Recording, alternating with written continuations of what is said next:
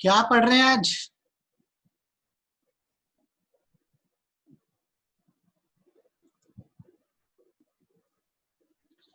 Statistic शुरू कर रहे हैं।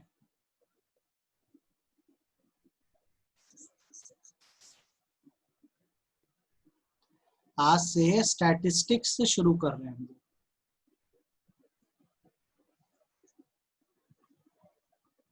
ठीक है, बहुत बेस से सिखा रहा हूं, हर एक चीज सीख के अच्छे से समझ के करना। ठीक है, स्टैटिस्टिक क्या है से शुरू कर रहे हैं, बिना हड़बड़ाए एक एक चीज को समझ के आगे करेंगे, आगे बढ़ेंगे। एक सवाल का बस मुझे जवाब दे दो आप। Piyush is sincere, smart and handsome.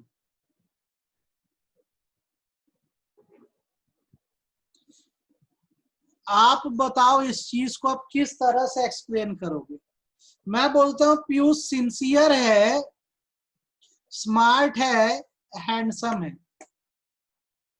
आप मेरे को बताओ आप इस चीज को किस तरह से एक्सप्लेन करोगे? अभी मैंने आपको जो दिखाई है वो 3 क्वालिटीज दिखाई हैं। आप मेरे को चैट में ये बताओ आप इस चीज को और बेहतर कैसे बता सकते हो? कैसे बताओगे कि वो सिंसियर है, कैसे बताओगे कि वो स्मार्ट है, कैसे बताओगे कि वो हैंडसम है? फटाफट जवाब चाहिए मेरे को। पीयूष सिंसियर है, स्मार्ट है, हैंडसम है। इस चीज को बेटर तरीके से कैसे कैसे पता करूं कि वो सिंसियर है? कैसे बताऊं वो सिंसियर है? कैसे पता करूं वो स्मार्ट है? कैसे पता करूं वो हैंडसम है? बताओ, बोलो, मैं आपसे सुनना चाह रहा हूं।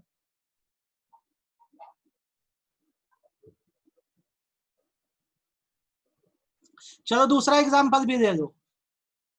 Ambani is richest person in India. मैं आपसे पूछ रहा हूं हाउ। सर कहाँ से पढ़ा है वो? बेटा अभी पढ़ते जाओ, उस चीज पे भी मत देख कहां से, है ना। ये मैं जैसे जैसे बता रहा हूं वैसे वैसे करते जाना। स्टैटिस्टिक कर रहे हैं, बहुत बेस से मैं बता रहा हूं एक एक चीज आपको। ठीक है, तो अब जैसे मैं बोलूं ना, चलो दोनों एग्जांपल सीखो। मैं बोलता हूँ पीयूष सिंसियर है, इस चीज को कैसे बेहतर बना दिया जा सकता है? तो मैं बोलता हूँ क्लास में उसकी 100% अटेंडेंस। पीयूष स्मार्ट है, बढ़िया, कैसे स्मार्ट है? तो इसका मैं बोलता हूं कि इसने एग्जाम्स में 98 आउट ऑफ 100 लाया, ये इसकी स्मार्टनेस शो कर रहा है। ये हैंडसम है, हैंडसम इसलिए क्योंकि इसकी हाइट जो है वो 6 फीट है। इसकी बाइसेप्स जो है वो 24 इंच है। इसका चेस्ट जो है वो 56 इंच का सीना है। ज्यादा फीलिंग मत दे देना भाई, ये सिर्फ एग्जांपल्स दे रहा हूं मैं आपको।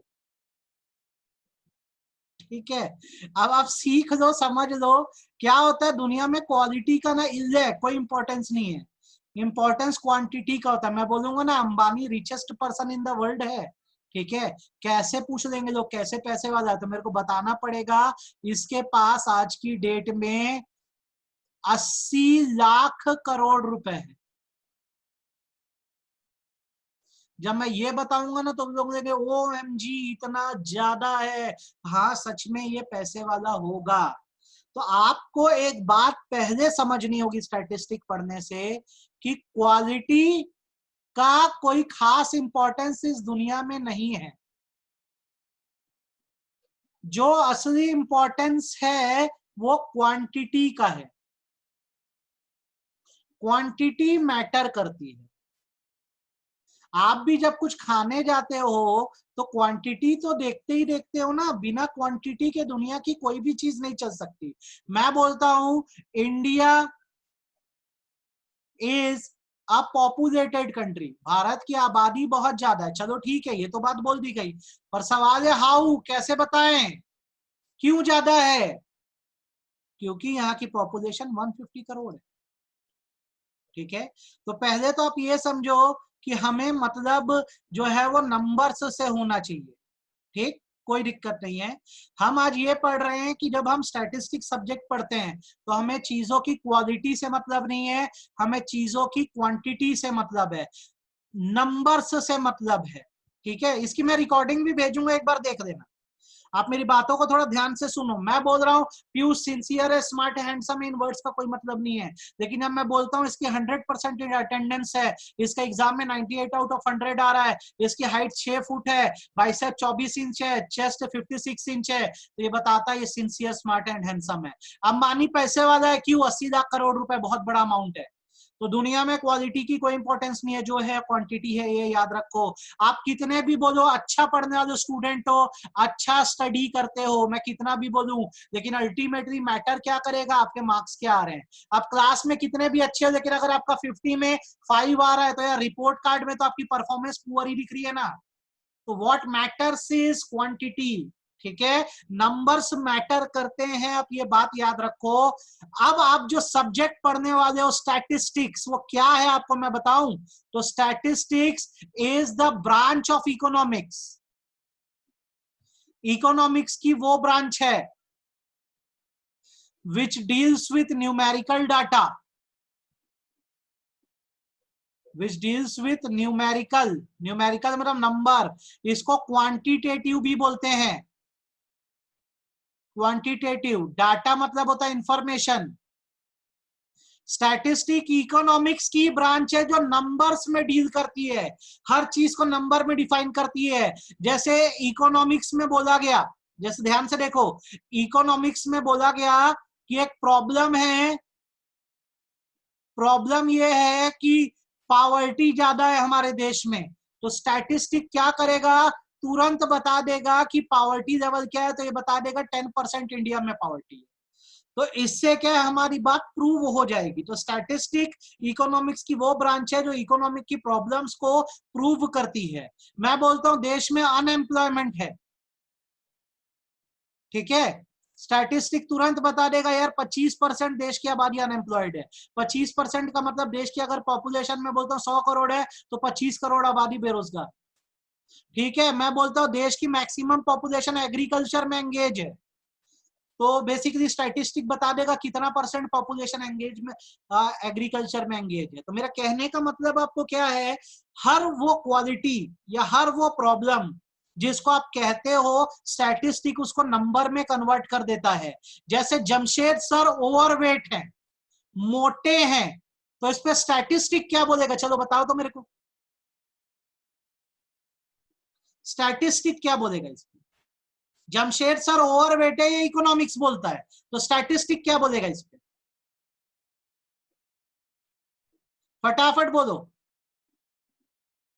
क्या बताएगा? स्टैटिस्टिक, ओए 60 किलो का नहीं हूं मैं 115 केजी का हूं। स्टैटिस्टिक बता देगा ओवरवेट इसलिए क्योंकि सर 115 किलो के हैं, ठीक है, 2 किलो वजन घटा है। तो स्टैटिस्टिक को दिमाग में एकदम फिक्स कर दो अपने कि ये इकोनॉमिक्स की वो ब्रांच है जो नंबर्स में डील करती है। ये आपको नंबर्स कलेक्ट करके देगा, न्यूमेरिकल डाटा कलेक्ट करके देगा। आपको ये बात भूलनी नहीं है, एकदम अच्छे से क्या करनी है, ध्यान रखनी है, ठीक है। 115 113 भी नहीं, पहले 117 था, जिम गया हूं 20 दिन, 2 किलो वजन लूज किया हूं। तुम लोग की क्लास फिजिकली लेने से पहले बहुत कम कर दूंगा, अभी जिम में ही टाइम बिताता हूँ। तो आपको ये बात समझ आ गई होगी। चलो ये बताओ, इस एग्जाम्पल का जवाब दो। काउ हैज 4 लेग्स, क्या ये स्टैटिस्टिक है कि नहीं? क्या ये स्टैटिस्टिक है कि नहीं, यस या नो?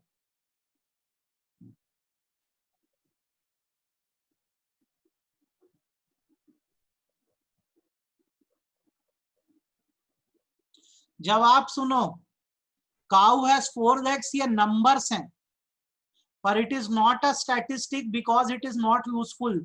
जान के क्या करोगे, काउ के 4 पैर हैं। लेकिन अगर मैं ये बोलता हूं cow has 4 legs, human has 2 legs, तो अब ये काम की इंफॉर्मेशन है, स्टैटिस्टिक्स है। क्यों है? क्योंकि यहाँ पे कंपैरिजन पॉसिबल है। तो अब क्या होता है स्टैटिस्टिक में, अब जब नंबर्स कलेक्ट करते हो तो एक सिंगल नंबर नहीं होना चाहिए, बहुत सारे नंबर होने चाहिए जिनमें कंपैरिजन किया जा सके। मैं बोलता हूं शिवम स्कोर्ड 60 मार्क्स। क्या ये स्टैटिस्टिक है कि नहीं है, ये बताओ, यस या नो।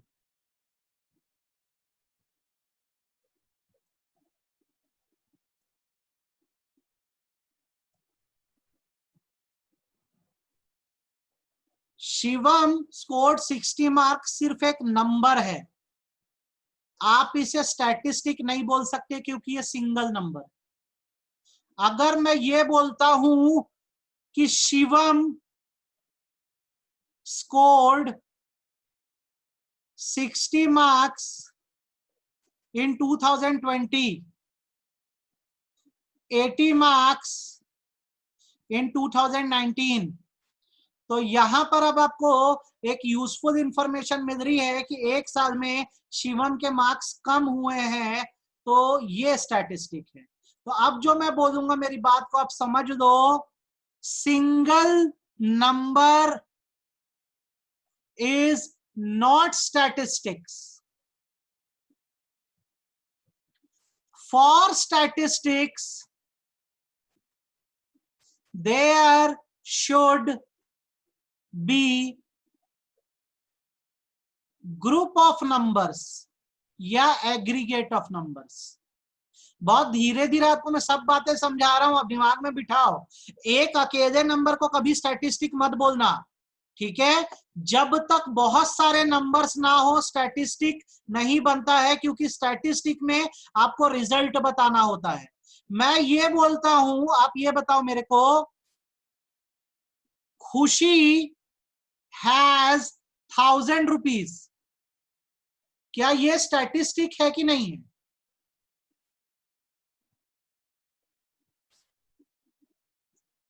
ये स्टैटिस्टिक है कि नहीं है? खुशी के 1000 रुपए, ये स्टैटिस्टिक है कि नहीं है?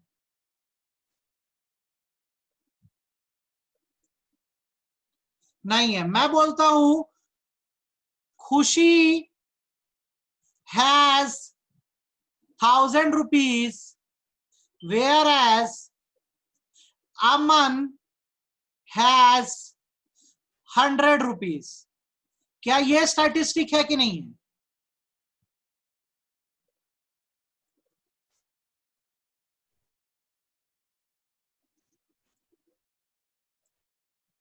बिल्कुल है। तो आपको ये बात याद रखनी है, सिंगल नंबर कभी स्टैटिस्टिक नहीं बनेगा। स्टैटिस्टिक के लिए आपको एग्रीगेट ऑफ नंबर या ग्रुप ऑफ नंबर्स की जरूरत होती है, ठीक है?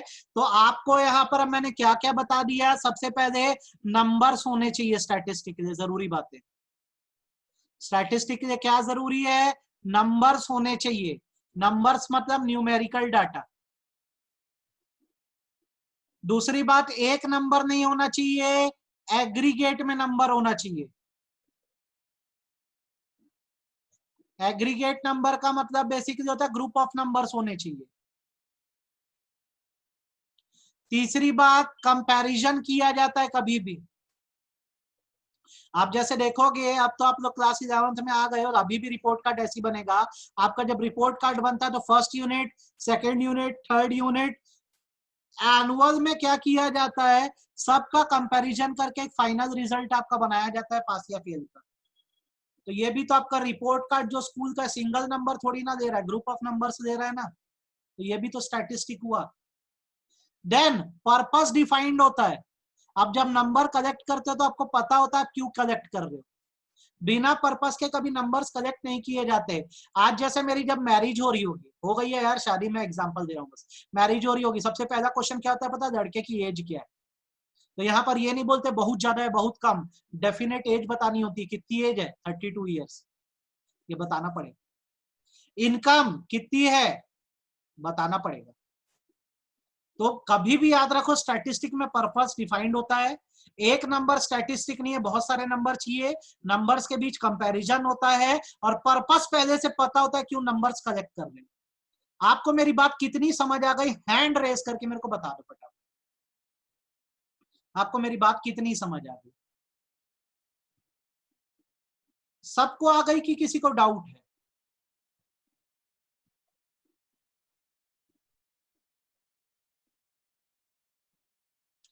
अब तुम लोग को एक टास्क दे रहा हूं मैं,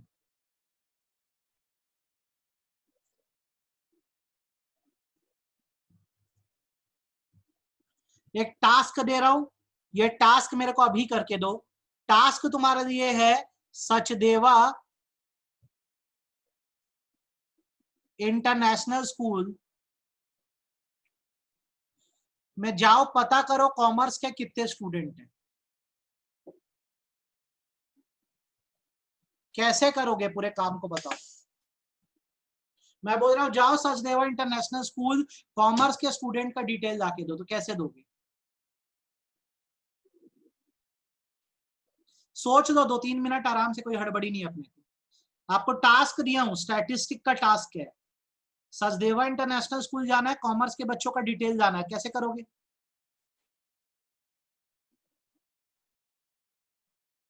चैट में बताओ कैसे करोगे।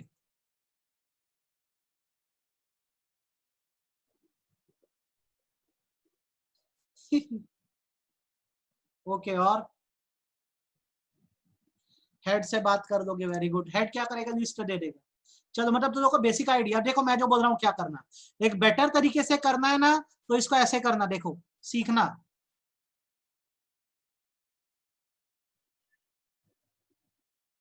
आप क्या करना, स्कूल से जाके ना लिस्ट दे देना, जो सब बच्चे बोल रहे हो आप लोग, वेरी गुड। तो आपको पता लगेगा कॉमर्स में जैसे 80 स्टूडेंट है।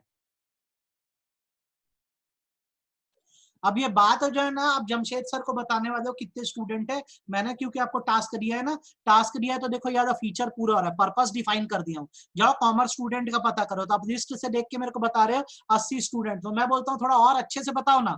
तो तुम क्या करोगे, ये जो 80 स्टूडेंट है ना, इनका थोड़ा अरेंजमेंट कर दोगे तुम, कि सर ये जो 80 स्टूडेंट है ना, इसमें जो डे बोर्डर्स हैं, डे बोर्डर मतलब होता है जो डेली स्कूल आते हैं, वो 50 हैं, और जो हॉस्टल के बच्चे हैं, हॉस्टलर है, वो 30 है। मैं बोलता हूँ बहुत बढ़िया, अच्छा अरेंजमेंट करे हो। ये भी बता दिए 80 स्टूडेंट है, आगे ये भी बता दिए 50 डे बोर्डर हैं और 30 क्या है, हॉस्टलर है। ठीक है, हमारा एग्जाम्पल देख लो कैसे बनेगा, और उससे आपको कितनी अच्छे से चीज समझ आ जाएगी। मैं बोलता थोड़ा और एक्सप्लेन कर पाओगे क्या? बोलते हाँ ना सर, करते हैं ना, आपके लिए कोई बात है क्या? तो आप मेरे लिए ना बराबर डायग्राम बना देते हो, देखो कितने डेडिकेटेड हो आप लोग। आप लोग ने मेरे लिए ऐसे एक बना दिया, एक बार ये दूसरा बार बना दिया, इस बार में ऐसे ऐसे क्रॉसिंग कर दी, और इस बार में डॉट बना दिया, और मेरे को ये बोला सर ये जो ये डैश वाला है ना, ये डे बॉर्डर दिखा रहा है, और सर ये जो डॉट वाला है ना, हॉस्टलर्स को दिखा रहा है। मतलब बेटा मैं तुम्हारी सारी बात समझ गया, तुमने मेरे को बताया 80 स्टूडेंट है, तुमने ये भी बता दिया 50 डे बोर्डर है, 30 हॉस्टलर है, आप डायग्राम में भी दिखा दिए, तो मेरे को तो और अच्छे समझ आ गया, जो मेरा बार बड़ा है वो डे बोर्डर के बच्चों का ज्यादा है। कहना क्या चाहते हो आखिर? तो आप ये कहना चाहते हो कि sir in school more commerce student are day boarder as compare to hosteller. रोज आने जाने वाले ज्यादा हैं, हॉस्टल वाले कम हैं। तो देखो आपने अब ये पूरे टास्क को कितने अच्छे से किया, लिस्ट लाई, बराबर लिस्ट को अरेंज किया, डायग्राम में दिखाया, और मेरे को आखिरी में ना नीचे रिजल्ट शो करके दिया। तो मालूम है जब आपने लिस्ट इकट्ठा करी ना, तो इस एक्टिविटी को कलेक्शन बोला जाता है, इस एक्टिविटी को कलेक्शन बोला जाता है। फिर आपने एकदम अच्छे से इसको अरेंज किया ना, तो इसको हम लोग क्या कहते हैं, क्लासिफिकेशन कहते हैं, इसको ऑर्गेनाइजेशन भी कहते हैं। ठीक है, फिर आपने इसको अच्छे से डायग्राम में दिखाया ना, इसको प्रेजेंटेशन कहते हैं। और जब आपने फाइनल रिजल्ट शो किया ना, तो इसको इंटरप्रिटेशन कहते हैं। तो अब क्या हो रहा है पता है, स्टैटिस्टिक की डेफिनेशन देखो, स्टैटिस्टिक की डेफिनेशन ये होती है, स्टैटिस्टिक इज कलेक्शन, बच्चों की लिस्ट लाए, क्लासिफिकेशन अरेंज करे पूरी इंफॉर्मेशन को, presentation and interpretation of numerical data. जब आप न्यूमेरिकल डाटा को कलेक्ट करते हो, क्लासिफाई करते हो, प्रेजेंट करते हो और इंटरप्रेट करते हो, मतलब इसका रिजल्ट शो करते हो, तो इसको हम कहते हैं स्टैटिस्टिक। आप बताओ, कोई डेफिनेशन समझ आई क्या?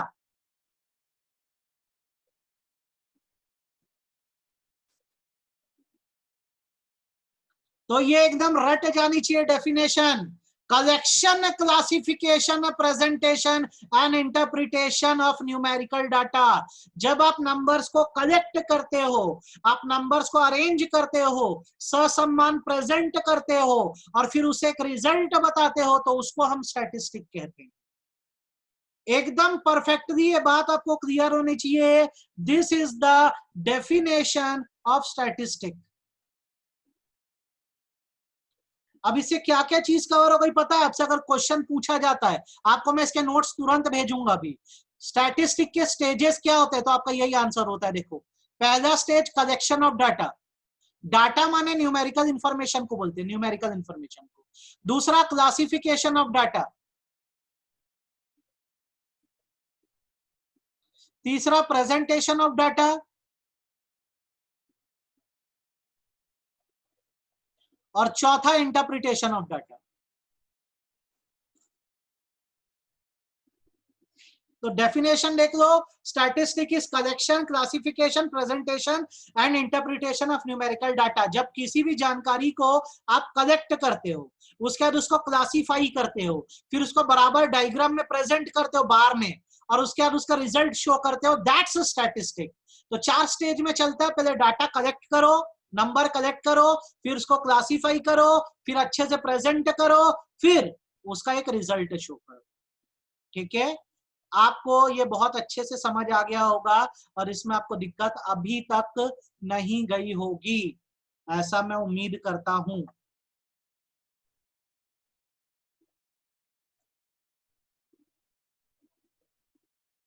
हाँ, मैं रिकॉर्डिंग तो भेजूंगा ही बेटा। अभी तक मेरे को बताओ, आपको समझ आया कि नहीं? यस या नो में फटाफट रिप्लाई करो यार। यस या नो में रिप्लाई करो। ये 1 पैसे का भी कहीं डाउट है तो बताओ मेरे को, फटाफट सबसे मेरे को रिप्लाई चाहिए।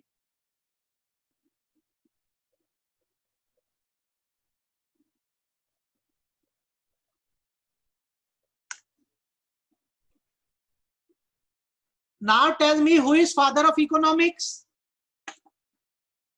Who is father of economics?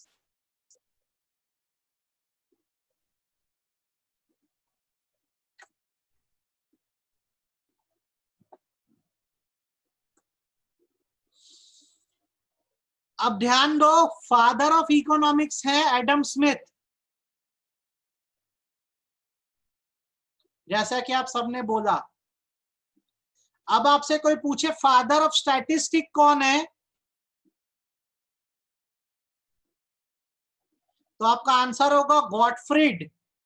Spelling देख लो, Gottfried, GOTFRIED, Gottfried Achenwall. He is the father of statistic. ये 1 मार्क में आपको पूछ देता है। ठीक है, father of economics Adam Smith है और फादर ऑफ स्टैटिस्टिक गॉटफ्रीड एकेनवेल है, याद रखना। गॉटफ्रीड एकेनवेल फादर ऑफ स्टैटिस्टिक हैं, ये मत भूलना, एकदम फोकस करके अच्छे से बेटा ध्यान रखना। तो आपको आज इतना स्टैटिस्टिक समझ आ गया होगा और इसमें आपको दिक्कत नहीं गई होगी। अब जो मैं आपको आगे बता रहा हूं, ध्यान से सुनो। आपका स्टैटिस्टिक का जो सिलेबस है बेटा,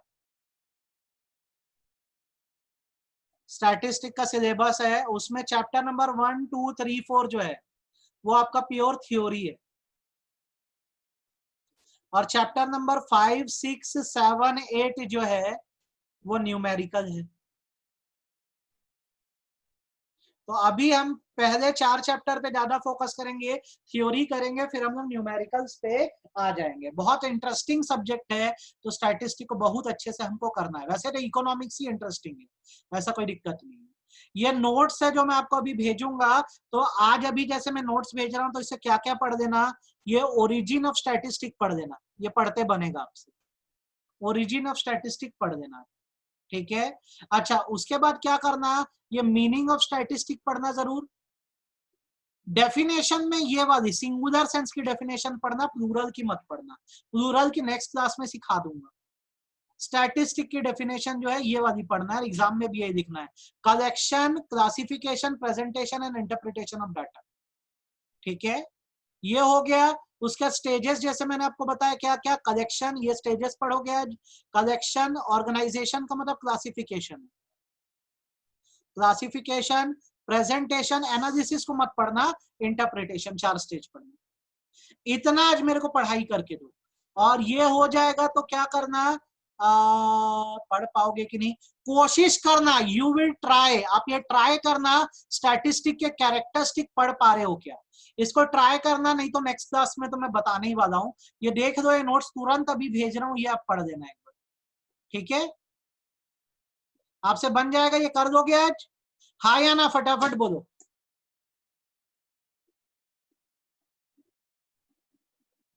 तो मैं आपको इतना भेज रहा हूँ, आपको इतना करा दिया हूँ आज मैं। रिकॉर्डिंग भी भेज देना, एक बार रिकॉर्डिंग घर में देख लेना, फिर इसको एक बार अच्छे से आप पढ़ देना बेटा। आज का लेक्चर हमारा इतना ही है, ठीक है। थैंक यू सो मच बच्चों, नेक्स्ट क्लास में हम लोग मिलते हैं, ये हम लोग को करना है। Bye bye.